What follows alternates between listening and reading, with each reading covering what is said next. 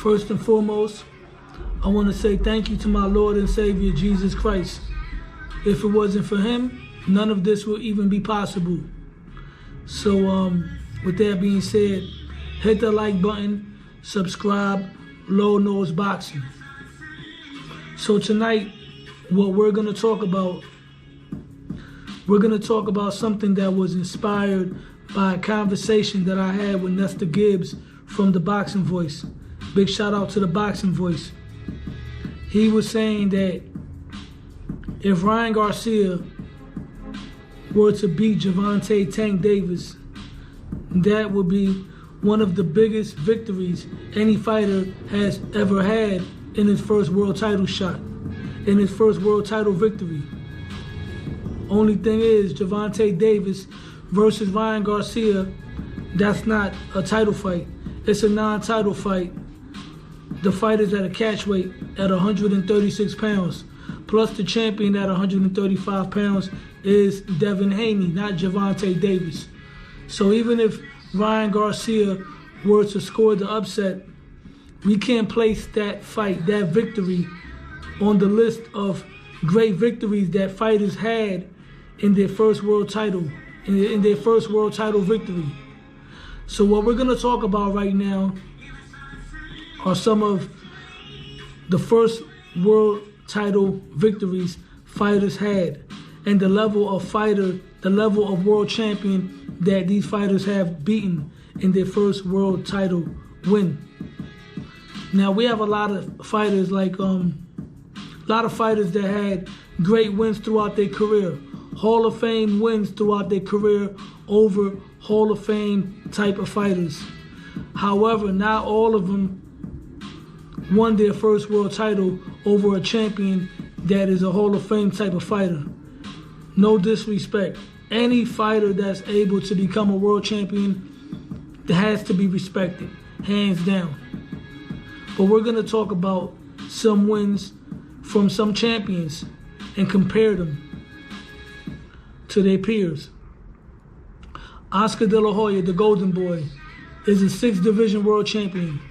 Oscar De La Hoya won titles at 130 pounds, 135, 140, 147, 154, and 160, right? But Oscar De La Hoya's first world title victory was at 130 pounds for the WBO junior lightweight title against a guy named Jimmy Bradall, right? Jimmy Bradall, with all due respect, is not a fighter that people are going to remember. He's not a Hall of Fame fighter. Oscar De La Hoya went on to beat Hall of Fame fighters regardless at the end of the day, but his first world title victory was not over a Hall of Fame fighter. Felix Tito Trinidad, my personal favorite fighter of all time, Puerto Rican great, beat a lot of great fighters, beat Pernell Whitaker, beat Oscar De La Hoya, beat Fernando Vargas, beat William Joppy, but his first world title victory was over Maurice Blocker. Maurice Blocker was a very good fighter, a world champion at 147 pounds. But prior to facing Felix Trinidad, Maurice Blocker was attempting greatness. He moved up to 154 for a one-off and was knocked out in 2 rounds by Terry Norris. Maurice Blocker is not a Hall of Fame fighter. Felix Trinidad is a legend. And once again, he beat legends. But his first world title victory was not over a legend. You see where I'm going with this? Floyd Mayweather Jr., arguably the greatest fighter of all time, beat so many world champions throughout his career. His first world title was very impressive. His first world championship win. He beat Gennaro Hernandez, who was an incredible fighter. Floyd Mayweather beat Gennaro Hernandez early in his career when a lot of people felt that Floyd Mayweather Jr. was green, young, maybe a little too inexperienced for Chiquinito. Nevertheless, to my knowledge, Gennaro Hernandez, if I'm not correct, is not a Hall of Fame fighter. Now, I'm shooting off the hip right now based on what I know off the top of my dome, off the top of my head. So I'm not looking at any type of documentation or website right now. I might be wrong, but to my knowledge, Gennaro Hernandez is not a Hall of Fame fighter, right? You got Canelo Alvarez, arguably the greatest Mexican fighter of all time. An incredible resume. Canelo Alvarez defeated so many great fighters throughout his career. But to my knowledge, his first world title victory was a vacant title over Matthew Hatton, the brother of Ricky Hatton. Good fighter, but not a Hall of Fame fighter. Now we're going to talk about more impressive victories that fighters had in their first world title shot, their first world title win. Vasyl Lomachenko. Vasyl Lomachenko, I believe, in his second or third fight, defeated Gary Russell Jr. That was a very impressive victory because Gary Russell is highly skilled. But I'm not sure if Gary Russell is going to make it into the Hall of Fame. He has all the skills and intangibles to make it into the Hall of Fame, but not the resume. So once again, another example of a fighter that won his world title for the first time against someone that is not really a Hall of Fame or a future legend type of fighter. Now we're going to talk about fighters that have won their first titles against fighters that were legends or went on to become legends. We're going to start off with Sugar Ray Leonard. Sugar Ray Leonard, his first world title victory was over Wilfredo Benitez. Wilfredo Benitez is in the Guinness Book of World Records as the youngest world champion in the history of boxing. Wilfredo Benitez of Puerto Rico became a world champion at 17 years old at 140 pounds and then went on to win his second division title at 147 pounds, right? So when he fought Sugar Ray Leonard, he was undefeated and 21 years old. Sugar Ray Leonard was 23 years old. That was a rare occasion where you have two young fighters in their early 20s facing off. And Wilfredo Benitez went on to become a Hall of Famer. So that win is a huge win for a fighter to win his first world title.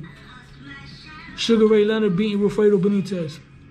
Speaking of Wilfredo Benitez, he's another fighter that you have to place on that list of having an incredible victory in his first world title win. He won the 140 pounds junior welterweight title against Antonio Cervantes of Colombia. Antonio Cervantes is regarded as one of the greatest Colombian fighters of all time and is a Hall of Fame fighter. Then we got Muhammad Ali. Muhammad Ali won his first world title against Sonny Liston in a fight where many people felt he did not have a chance whatsoever. And Sonny Liston once again went on to become one of the greatest heavyweights of all time, a legend. So that's an incredible win for Muhammad Ali in his first world title victory. Another one for you. This is one of my personal favorites. James Lights Out Toney. James Lights Out Toney was one of the best fighters in the 90s. My grandmother, that was one of her favorite fighters of all time. And my grandmother is an old school Puerto Rican geographical. She loved to root for her Latin fighters. Julio Cesar Chavez, Felix Tito Trinidad, Hector Macho Camacho. But for some reason, she really had a thing for James Toney. James Toney, hands down, along with Mike Tyson, had to be one of her favorite African-American slick black fighters. My grandmother loved the shit out of James Toney. Every time he would fight, she would say in Spanish, "Ese negrito con la blanquita." In other words, that's the black guy right there that dates the white girl. My grandmother swore that James Toney was dating the white girl that was his manager at the time, Jackie Callan. That wasn't his woman, that was his manager though. But shout out to James Toney. James Toney was one of my grandmother's favorite fighters of all time and one of my favorite fighters of all time as well. James Toney is the first fighter that I've ever seen use the shoulder roll. So with that being said, when James Toney won his IBF middleweight championship, he took that belt from Michael Nunn. Going into that bout, Michael Nunn was a 20-1 favorite. At the time, Michael Nunn was like in the top 2 or top 3 pound for pound of the world. So it baffles me how a fighter with the skill set of James Toney can go into a fight as a 20-1 underdog. James Toney must have really not been known at the time because people were not giving him a shot whatsoever. However, James Toney went out there. He came from behind and knocked out Michael Nunn in the 11th round. That's definitely one of the biggest wins a fighter has ever had in his first world title win.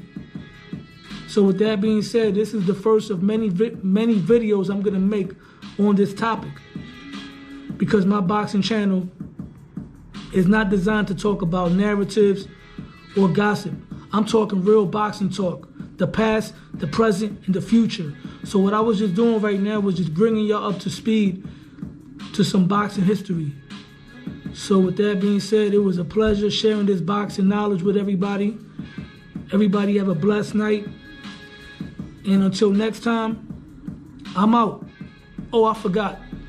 Hit the like button, subscribe to my channel, Low Knows Boxing, because Low knows boxing. I'm out.